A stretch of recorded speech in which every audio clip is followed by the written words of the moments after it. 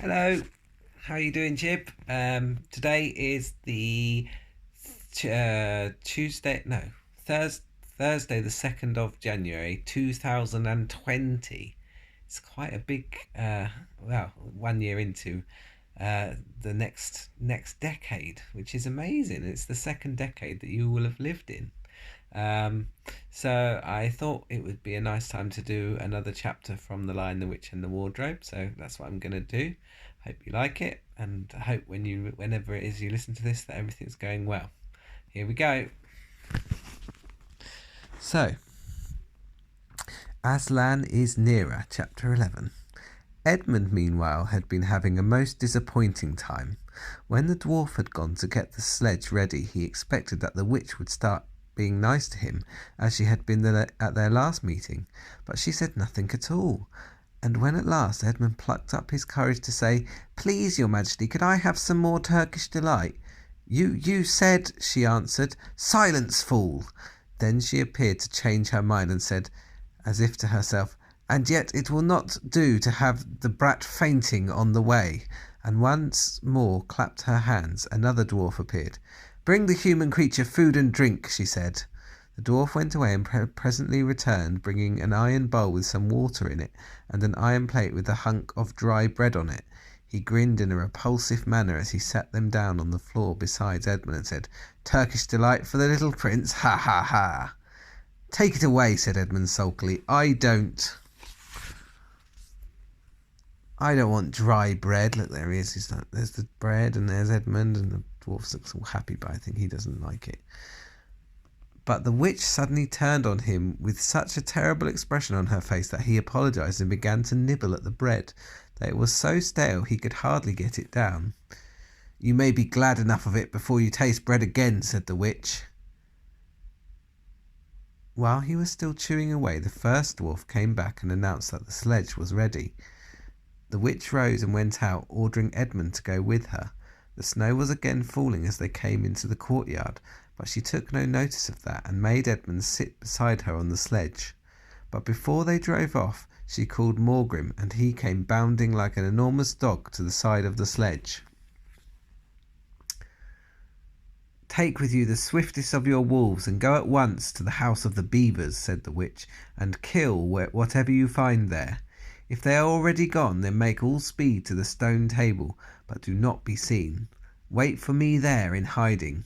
I, meanwhile, must go many miles to the west before I find a place where I can drive across the river. You may overtake these humans before they reach the stone table. You will know what to do if you find them." "I hear and obey, O Queen," growled the wolf, and immediately he shot away into the snow and darkness as quickly as a horse can gallop. In a few minutes he had called another wolf and was with him down on the dam, sniffing at the beaver's house, but of course they found it empty. It would have been a dreadful thing for the beavers and the children if that night had remained fine, for the wolves would then have been able to follow their trail, and 10 to 1 would have overtaken them had they got before they had got to the cave. But now that the snow had begun again, the scent was cold, and even the footprints were covered up. Meanwhile, the dwarf whipped up the reindeer and the witch and Edmund and drove out under the archway and on and away into the darkness and the cold. This was a terrible journey for Edmund, who had no coat. Before they had been going quarter of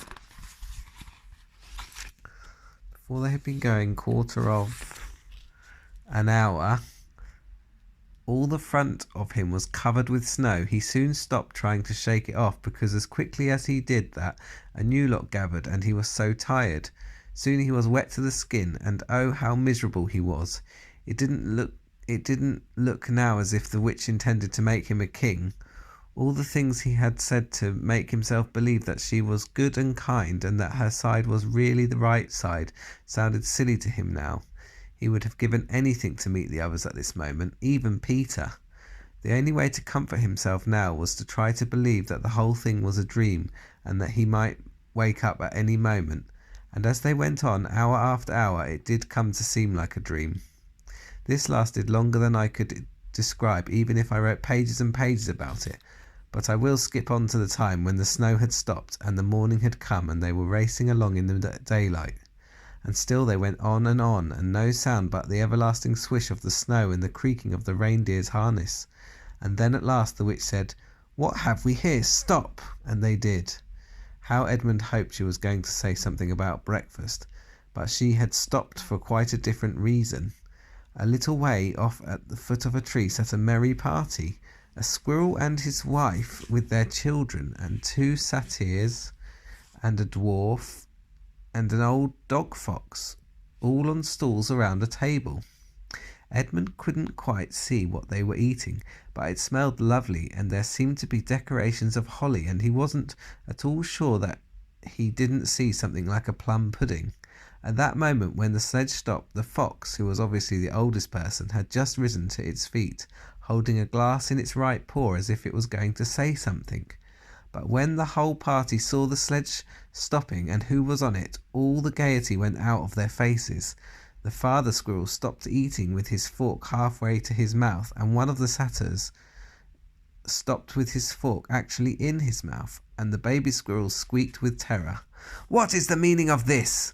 asked the queen. Nobody answered. "Speak, vermin," she said again, "or do you want my dwarf to find you a tongue with his whip? What is the meaning of all this gluttony, this waste, this self-indulgence? Where did you get all these things?" "Please, your majesty," said the fox, "we were given them, and if I might make so bold as to drink your majesty's very good health." "Who gave them to you?" said the witch. For Father Christmas," stammered the fox. "Oh no, look, what's happening?" "What?" roared the witch, springing from the sledge and taking a few strides nearer to the terrified animals. "He has not been here. He cannot have been here. How dare you? But no! Say you have been lying, and you shall even now be forgiven." At that moment, one of the young squirrels lost its head completely. "He has! He has! He has!" it squeaked, beating its little spoon on the table. Edmund saw the witch bite her lips so that a drop of blood appeared on her white cheek. Then she raised her wand. "Oh, don't, please don't," shouted Edmund, but even while he was shouting she had waved her wand, and instantly where the merry party had been there were only statues of creatures, one with its stone fork fixed for every half way to its stone mouth.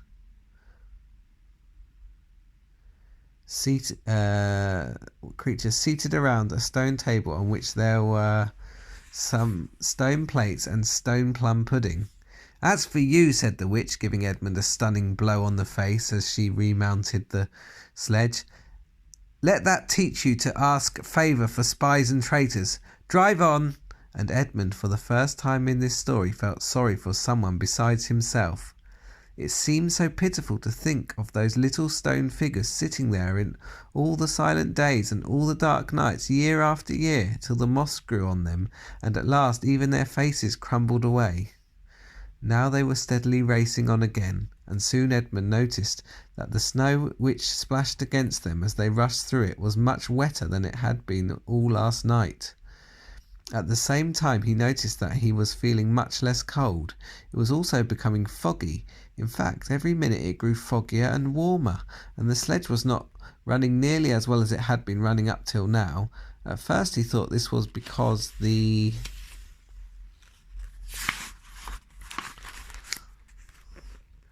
reindeer were tired, but soon he saw that couldn't be the real reason.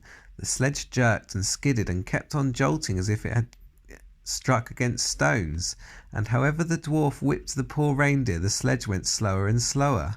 There also seemed to be a curious noise all around them, but the noise of their driving and jolting and the dwarf shouting at the reindeer prevented Edmund from hearing what it was, until suddenly the sledge stuck so fast that it wouldn't go on at all. When that happened there was a moment of silence, and in that silence Edmund could at last listen to the other noise properly.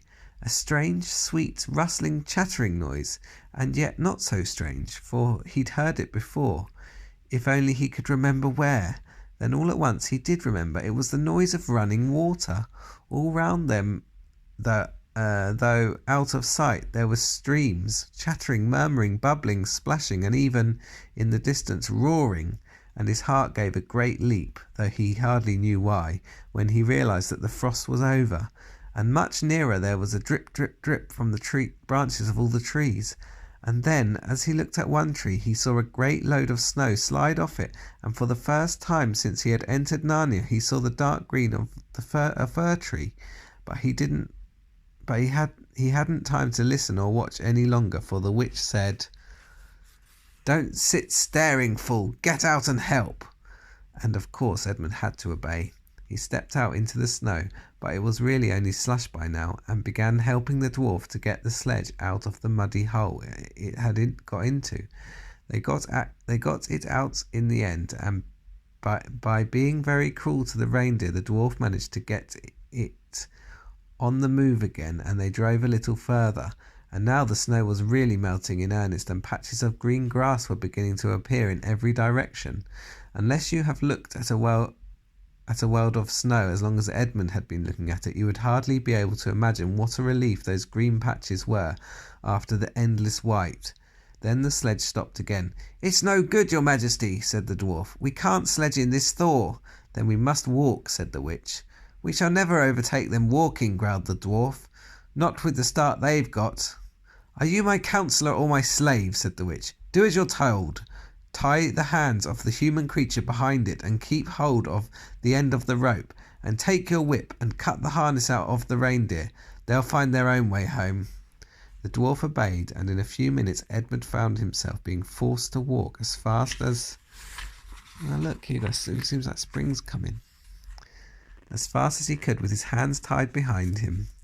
He kept on slipping in the slush and mud and wet grass, and every time he slipped, the dwarf gave him a curse and sometimes a flick with the whip. The witch walked behind the dwarf and kept on saying, "Faster, faster!" Every moment the patches of green grew bigger and the patches of snow grew smaller. Every moment more and more of the trees shook off their robes of snow. Soon, wherever you looked, instead of white shapes, you saw the dark green of firs, or the black prickly branches of bare oaks and beeches and elms. Then the mist turned from white to gold and presently cleared away altogether. Shafts of delicious sunlight struck down on the forest floor, and overhead you could see a blue sky between the treetops. Soon there were more wonderful things happening. Coming suddenly round a corner into a glade of silver birch trees, Edmund saw the ground covered in all directions with little yellow flowers, celandines. The noise of water grew louder. Presently they actually crossed a stream. Beyond it they found snowdrops growing. "Mind your business," said the dwarf when he saw that Edmund had turned his head to look at them, and he gave the rope a vicious jerk. But of course this didn't prevent Edmund from seeing. Only 5 minutes later he noticed a dozen crocuses growing around the foot of an old tree, gold and purple and white. Then came a sound even more delicious than the sound of water. Close beside the path they were following, a bird suddenly chirped from the branch of a tree. It was answered by the chuckle of another bird a little further off, and then, as if that had been a signal, there was chattering and chirping in every direction, and then a moment of full song, and within 5 minutes the whole wood was ringing with birds' music, and wherever Edmund's eyes turned he saw birds alighting on branches, or sailing overhead, or chasing one another, or having their quarrels, or tidying up their feathers with their beaks. "Faster, faster!" said the witch. There was no trace of the fog now. The sky became bluer and bluer, and now there were white clouds hurrying across it from time to time. In the wide glades there were primroses. A light breeze sprang up where scattered drops of moisture from the swaying branches and carried cool, delicious scents against the faces of the travellers. The trees began to come alive fully. The larches and birches were covered with green, the laburnums with gold. Soon the beech trees had put forth their delicate transparent leaves. As the travellers walked under them, the light also became green. A bee buzzed across their path. "This is no fall," said the dwarf, suddenly stopping. "This is spring.